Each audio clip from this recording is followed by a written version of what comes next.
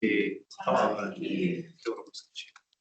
you very much, and morena to everybody for our verbal submissions to our representation review.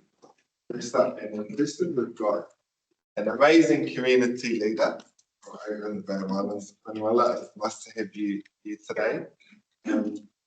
For you to come up and take a seat or stand or whatever makes you feel comfortable. And we are allowing 15 minutes per submission. And any time that you leave free within that 15 minutes, we can pass over to questions. Sure. But you know how all this works. And I'm going to give a bit more time over to you. Kia ora everyone. My name is Manuela Camurronau, and I was an elected board member in the last term representing the Opua Russell Kororareka subdivision. And during that time, we obviously have the review as well, and it was really constructive back then. All the different options we looked at, how we as a council, or you as a council, can represent better in our communities. And what struck me was your current review that you're proposing 2 councillors to be on the community board with voting rights. And I was a bit worried about it because when I was on the community board, we did have councillors, and sometimes even 2, on the community board, which I saw more as an observation role. And I found that a really good tool to feedback to council what we are talking about in community board and what we would like to see to change, or what we would like to push a bit more. And the issue we had was voting on community board issues was that sometimes the councillors would only turn up when they had a reason to vote for something, and it wasn't consistent representation, and that really wouldn't help the cause for what the community board is there if you water down your votes. And as I understand it too, is that the council gets elected for district-wide representation and sworn in to represent district-wide. And then if you bring them onto a community board, who do they represent? Each community board member represents a subdivision, or subdivision and a ward. From a councillor's side, I'm just worried that voting rights will water down a community board's votes inside of the community board. Also, speaking and voting rights are not given to the community board chairs at the council table. So I can't really see why councillors should all of a sudden come onto a community board and have both of it. Don't get me wrong, I'm all for councillors to be there and be observation, giving guidance, which I always found really helpful as a community board member. If a council was on the table and give us guidance on how things could be done or should be done. I can't really say more than that. I was just a bit taken back to put 2 councillors with voting rights from the word go into the community board without the community board having actually a say or could choose if they get voting rights or not. Sure, thank you, everyone. We've got Deputy Minister with a question. Hello, Manuela. Thank you for your submission.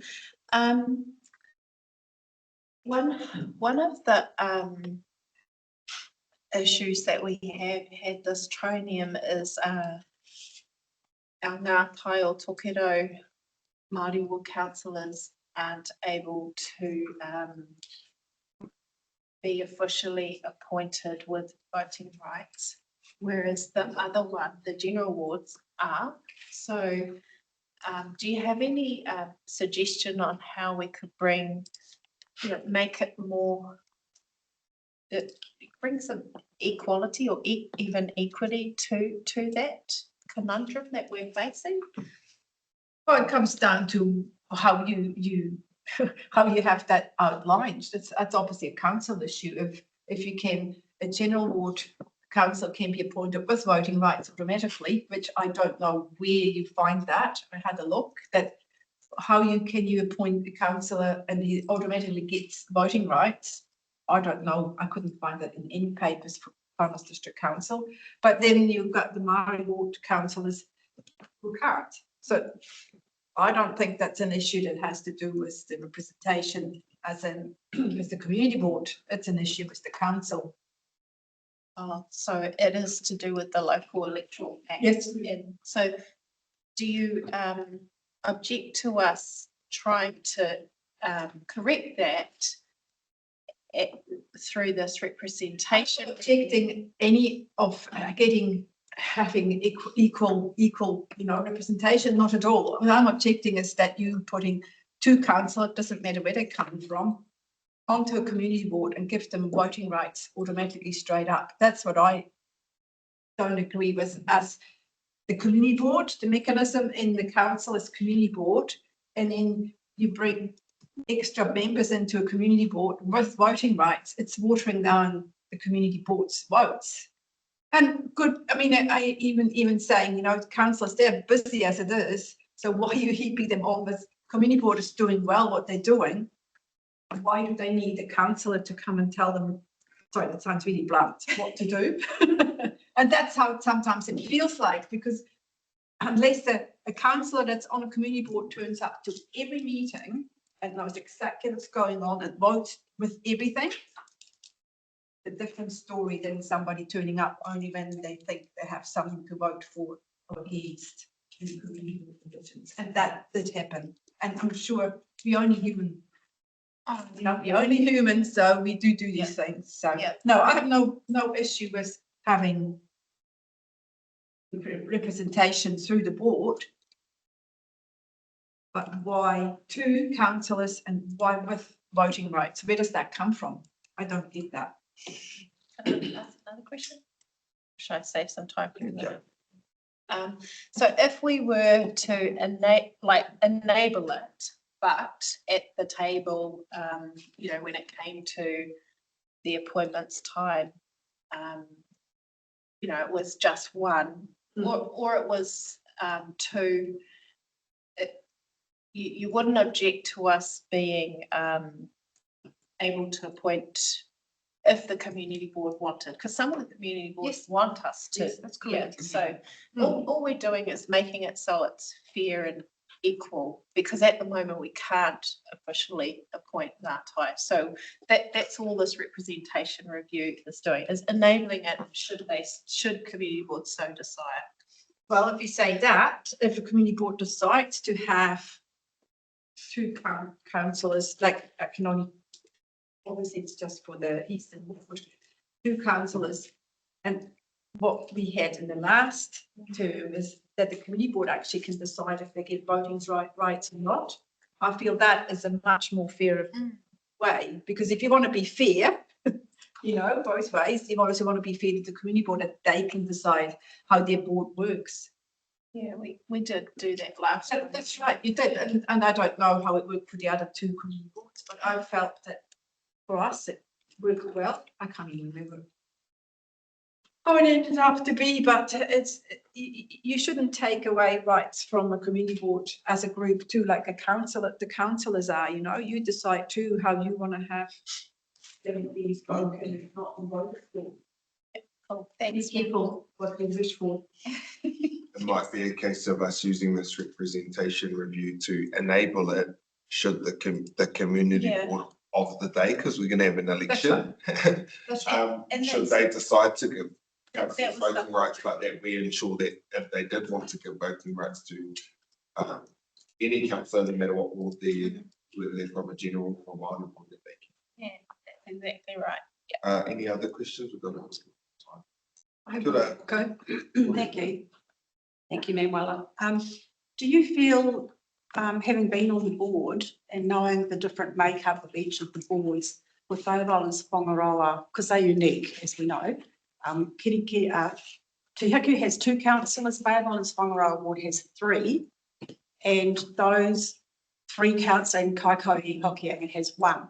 Those 3 councillors that are elected in the Bay of Islands Whangaroa ward, we have 3 community board members that are Kirikiri based already, 2 from Kirikiri and 1 from Waipapa with a strong community of interest and the Whangaroa community of interest.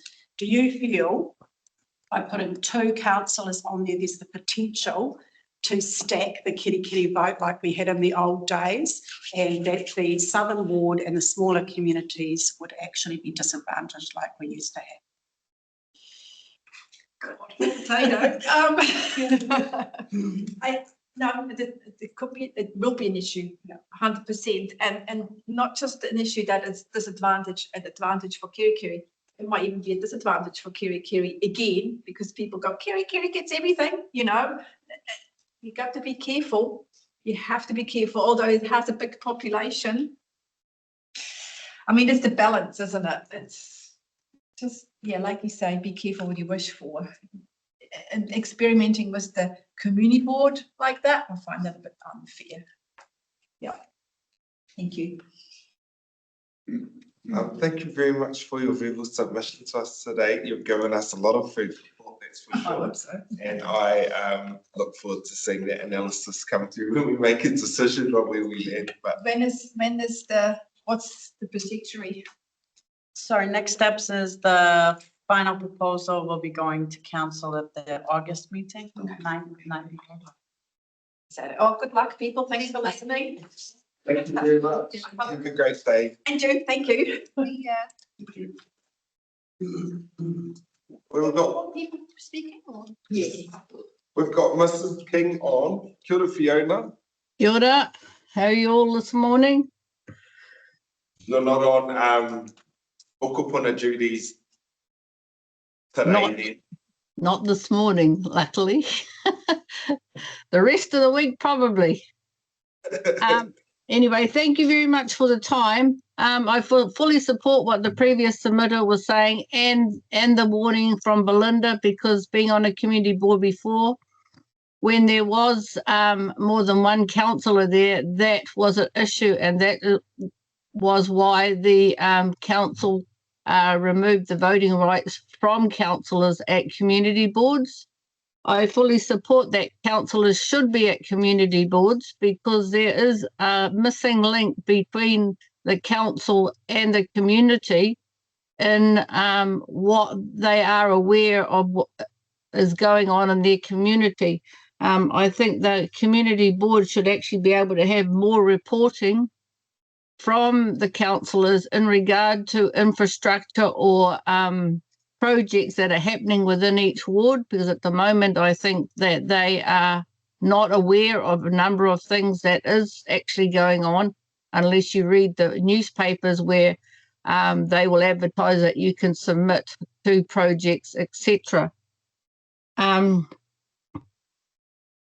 Councillors, should be part of the community board, but with no voting rights. And if you think they should have voting rights, then I believe it should be the reverse, whereby the community board members that come to council meetings should also then have voting rights around your table. Whether that is able to be done within the rules, I'm not sure, but it's either got to be one way or the other. The one thing that I wanted to talk about, that's my thing with councillors, is the ward for the Tihiku ward. They were asking for a name change of Kerikeri Awanui subdivision proposal. I wish that the name remain Kerikeri without the Awanui, because at the moment, as I have given out a few papers, do you all have them? Yes. In front of you? You will see that the actual ward up here, they have moved what is the Whakaahuatanga subdivision now into Awanui, And yet the Kaitaia subdivision is the one that goes all the way out to the back of Doubtless Bay. And when you see that and you see Peria, Honeymoon Valley down on the right-hand corner, Fern Flat is in the Kaitaia area, I believe that they are more related to Doubtless Bay, Karikari region than in the Kaitaia area. And because this it gets reviewed, I believe, in 2026, we can review the boundaries then.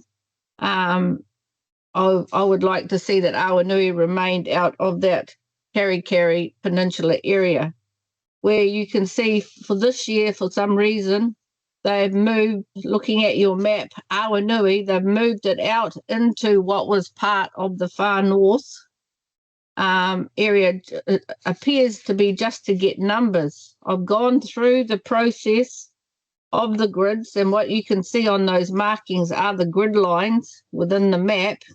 But unfortunately, how the process works is we were unable to actually get the figures of the population in those areas. So I'm not quite sure how we come to the areas with the grid other than by square meters of land, which doesn't relate to your the other page that I gave you of the wards.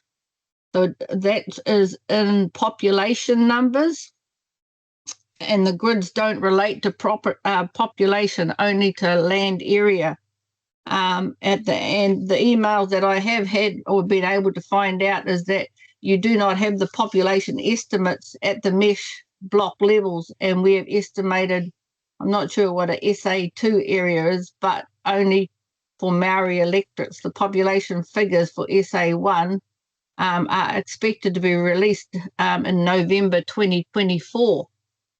So some of the data that's here in your papers before is actually estimates or old data, and I know that the population changes in the north has been quite increased of recent months. So I look forward to that 2024 paper or a review of the wards in 2026, because I would like to see the Kaitaia area maybe become less. And like Belinda says, in our area, we have 3 for Kaitaia, 1 for the far north, 1 for Karikari or Whakaahuatanga, and 1 for Doubtless Bay. And all you really need is 1 person to move to Kaitaia in the voting, whether it's a councillor or not, and then that is just continuously voting around the table. It just goes with those numbers. And my suggestion is in the next review, maybe there should be the Kaitaia area reduced because we have large increases in population in Aipara and Awanui, and maybe that area should become another seat, whereby Kaitaia would have 2 and we'd introduce a new seat of 1. Does all that make sense to everyone? Aye. It is, thank you, yeah, that does make perfect sense to me. And now, it's actually a little bit unfortunate that we have to use the data is out of date. We put up an agreement to enable us to have better scoping of the timelines of the release of data across government departments so that we can use the best and most up-to-date data. We just use the one that we legally allowed to use, which is these out-of-date population figures or the estimates, which is not ideal. The other thing is you're right with the areas that we're using Statistic New Zealand mesh blocks, those statistical area 2 data blocks that you've quoted there. The other thing too is that I can only speak for myself, but the current subdivision areas were drawn up in our last triennium during that comprehensive representation review. Now, as a councillor for Whakaahuatanga, I did not look any closer at our Te Hiku or Bay of Islands whangaroa mesh blocks and just stuck to my own hood and what I knew. With the boundary changes that we did here, we did some for Kaiho, which that township was split in half across a number of ones. And it's just unfortunate that we didn't pick up on some of these communities of interest in the last one. And it is going to have to wait until the next one with more up-to-date population data, I think, to come up with some solutions around changing boundaries again. But for the meantime, definitely take on board all of that feedback, which is very helpful that you've given us from that local point of view that we lack at this table at sometimes as well. Wonder if there are any other questions around the table. No other questions? You've blown us away, and we will take on board your feedback. Thank you very much for that, and thank you for the time today. Thank you. Kia ora, thank you very much.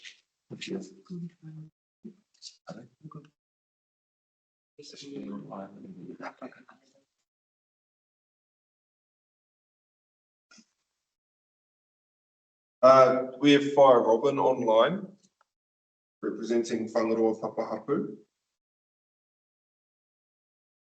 Kia ora. Can you hear me? Yes, we can hear you. Yep, the other point here. I am sitting in a room with a number of people who are going to jointly submit one at a time. So I'll just turn unfortunately we've got pretty basic technology here. So I'm just going to turn my laptop around and welcome the Whangaroa Papahapu executive to do the submission. Sure.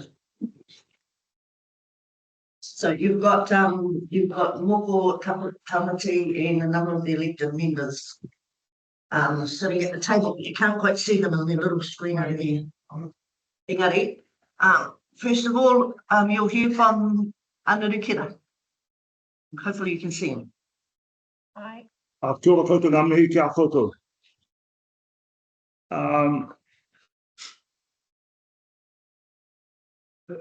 The fact is, there's a council being considered for Whangaroa is certainly a milestone.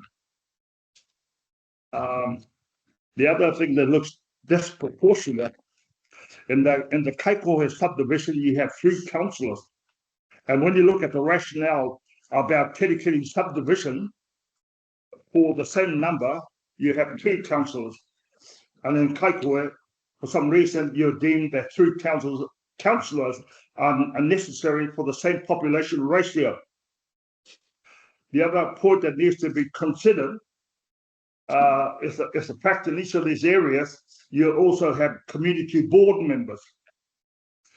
And as has been advocated before, the Whanau District Council is probably the lowest proportionate contributors in rates. So perhaps what needs to be considered that those community board members to be eliminated, and that the council pick up that responsibility. And that's really about how to use the ratepayers' money in a more meaningful way.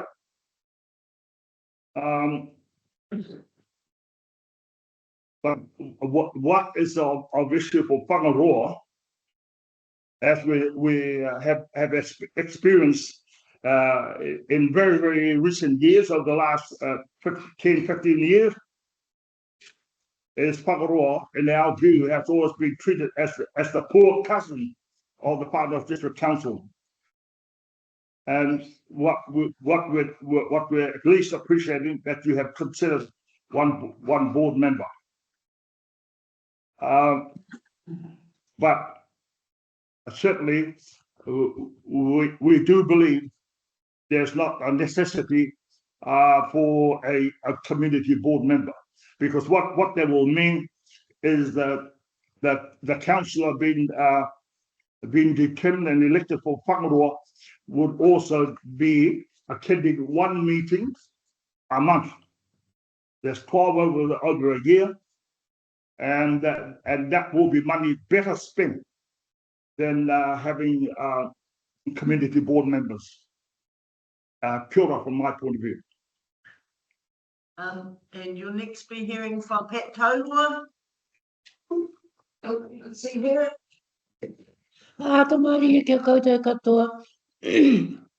It does seem to make sense that the person elected to council from each of the wards could become the community board member if that is what the council will allow them to do.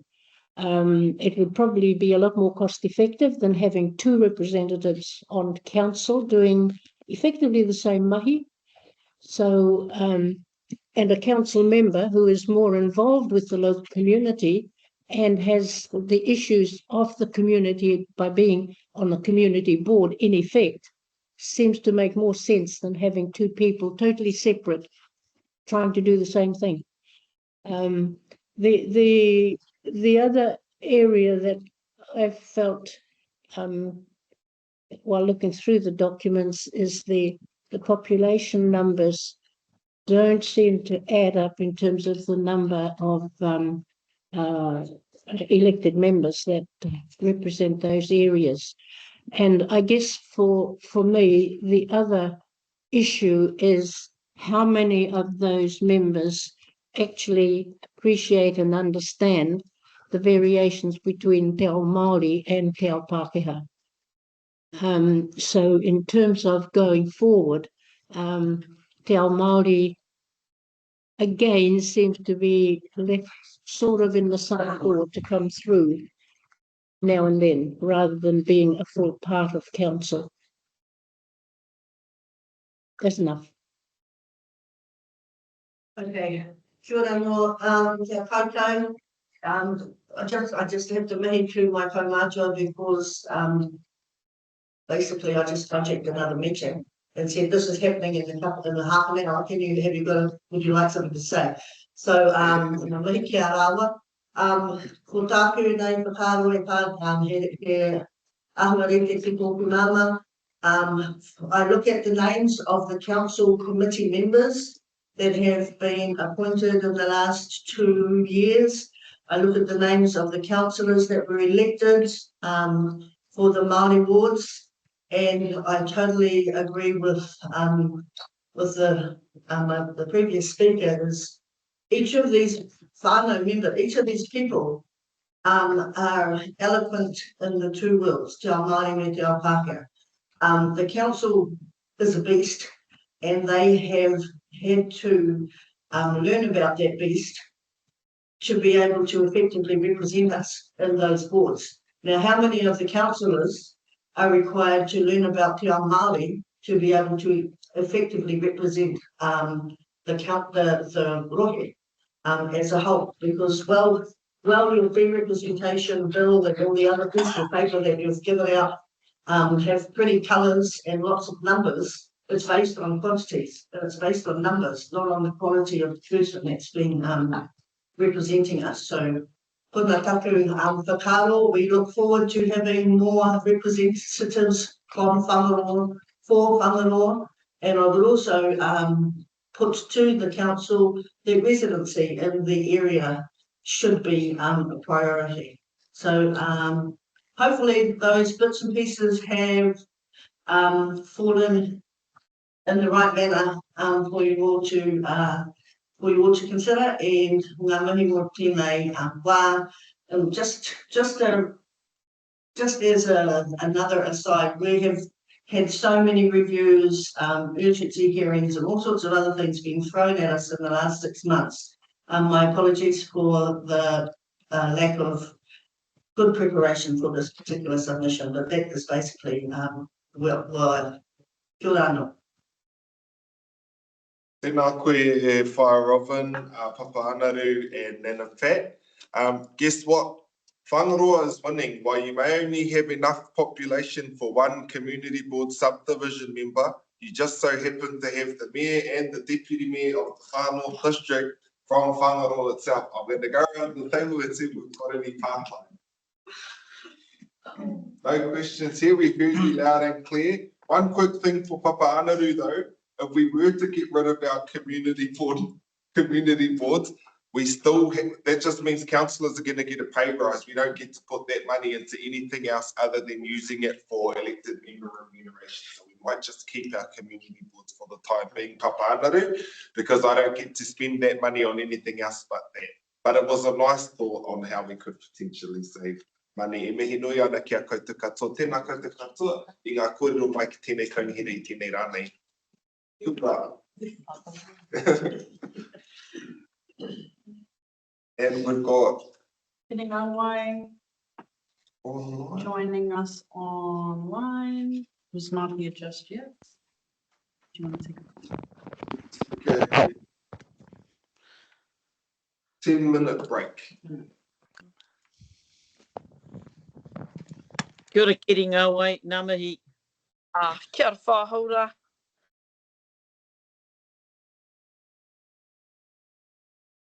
Hey Hilda, your seat is over here.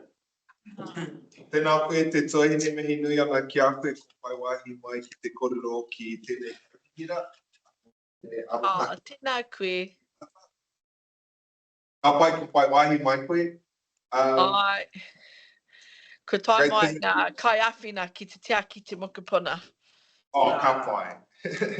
We're giving submitters 15 minutes. You can use all this time yourself, or any time left over can be questions? left for questions and answers. At the same time, we've received your written submission. And happy to pass the time over to you. Number 3. Ka pai. Ka taimata tēnei wā. Ka pai. Tēnā tātou, tēnei te mihi kia koe te kahikatea, tēnā koe, kia koutou katoa, ngā kaunihira. Ko Kiringawa Evans tōku ingoa, kua hau te tahi trustee me key acting chairperson for Haiti Tai Marangai Marae for te whānau mōna me te rorohuri hapu. My submission this morning is a follow-on from a written submission about the name change of Whatuwhiwhi. Just tuatahi, just really want to acknowledge our tainga Whatuwhiwhi, our settlement in Whatuwhiwhi. When they first received this information of a name change, there's been much debate at our marae. One, I suppose they were uncomfortable with the proposition rather than some insight as to understand why we would take away a significant name like Ngāti Whatuwhiwhi, where we all grew up as our settlement, because of a change in the plan to allow Awanui to join. I personally understand why Awanui's joining, but what we don't understand was why you would make the recommendation to remove the name Whatuwhiwhi and replace it with Karikari.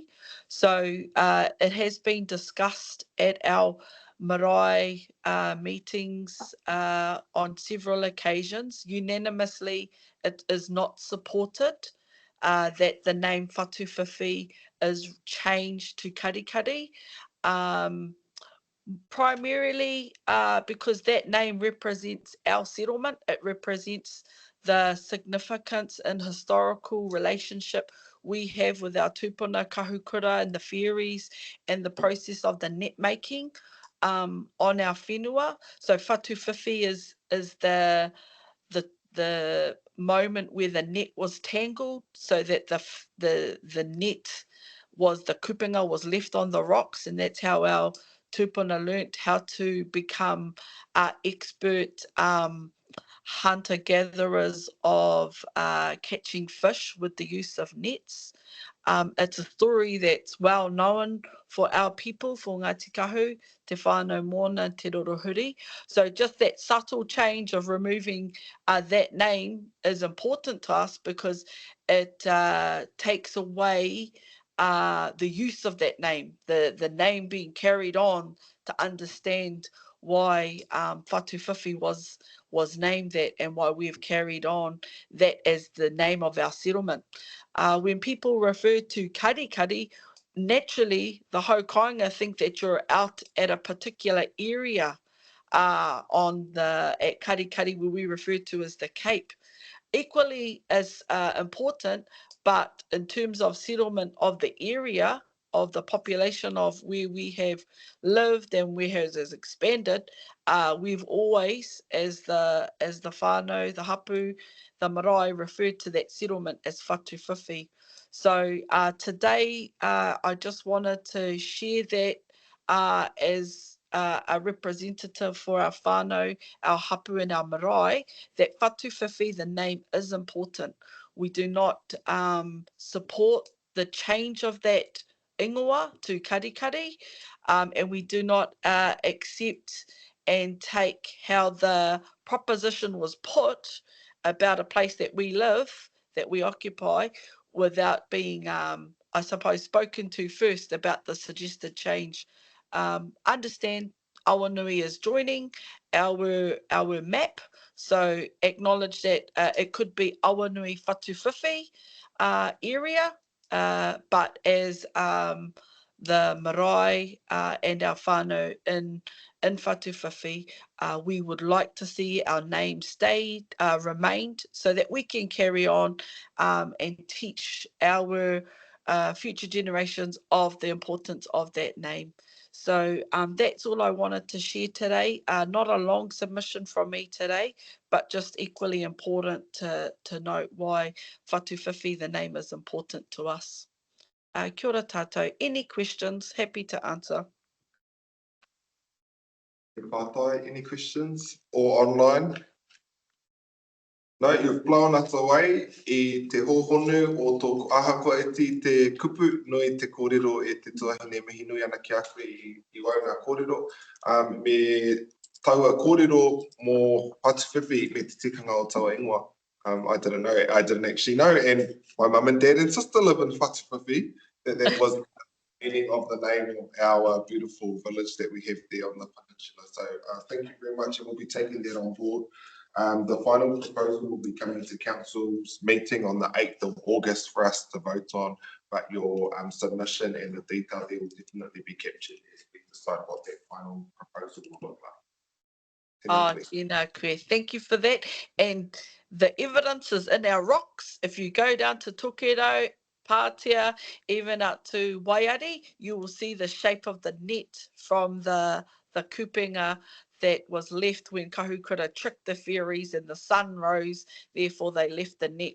And that's where we got the technology and knowledge of net making in Whatu Whiwhi. So the evidence is there, and we would like to keep the story continuing. Kia ora tātou. Thank you very much. That concludes our submissions for today.